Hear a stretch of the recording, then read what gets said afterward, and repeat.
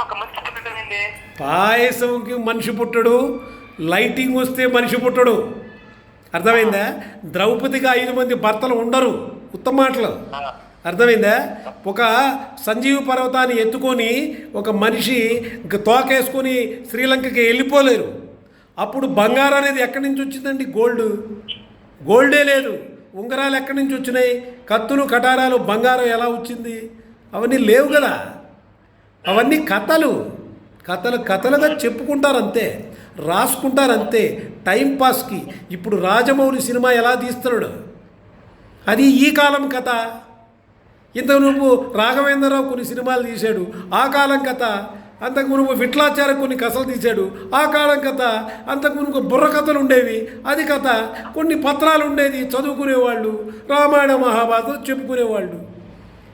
దేవుడికి ఇంకేం పని లేదండి. వచ్చి ఫైటింగ్ చేసుకొని భార్య కోసం వెతుక్కుంటూ వచ్చి అడవులకు వెళ్ళేసి వాడిని వీడిని చంపేసి ఫైటింగ్ చేసేదేనా దేవుడికి? ఇంకేం పని లేదా?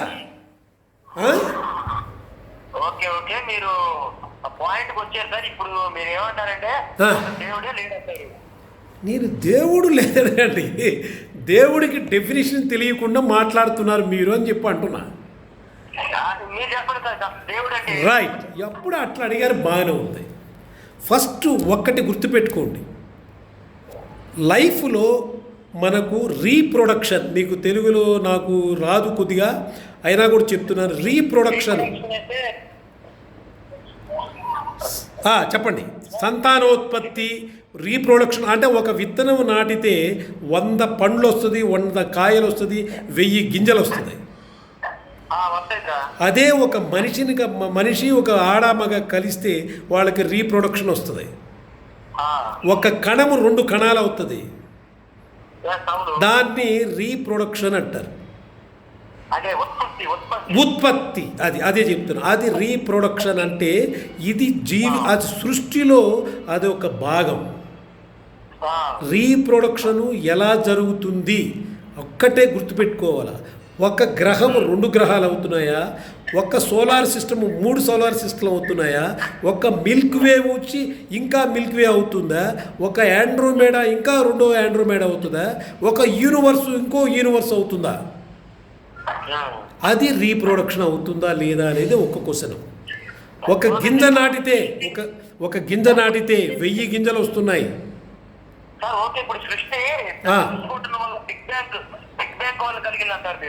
Big bang theory is correct theory. ఎందువల్లంటే దట్ యూనివర్స్లో ఆగకుండా తిరిగేది ఫోర్స్ లేకుండా, ఫ్రిక్షన్ లేకుండా, ఒక ఫీల్ లేకుండా తిరుగుతూనే ఉన్నాయి. దానికి ఏం పని పాట లేదా? ఎంత తిరుగుతూ ఉంటుంది అది? గ్రావిటేషన్ ఫోర్స్ ద్వారా, ఫ్రిక్షన్ లెస్ ద్వారా, ఆ బిగ్ బ్యాంగ్ థియరీ ద్వారానే తిరుగుతుంది. యూనివర్స్ కూడా ఎక్స్పాండ్ అవుతూ ఉంటుంది.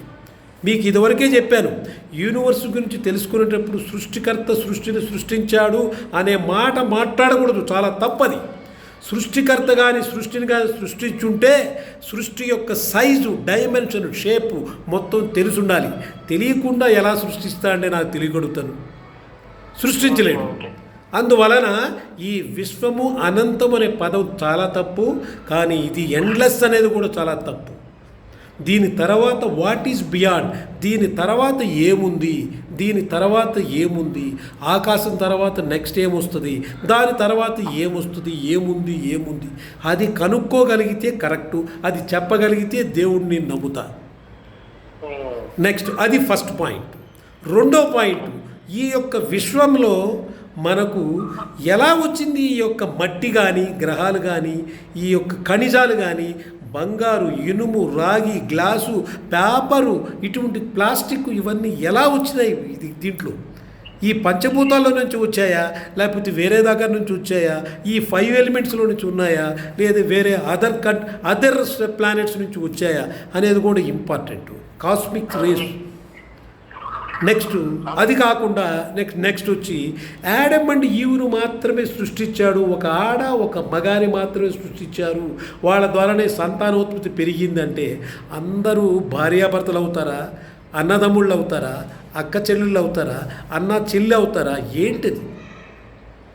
ఒక యాడము ఒక ఈవు కానీ ఉంటే వాళ్ళిద్దరూ మాట్లాడుకోగలిగితే మాట్లాడుతుంటే ఒకే భాష కానీ మాట్లాడితే అందరూ కూడా ఒకే భాష మాట్లాడితే ఒకే యాడం నుంచి ఈవు నుంచి మనం వచ్చామని చెప్పచ్చు.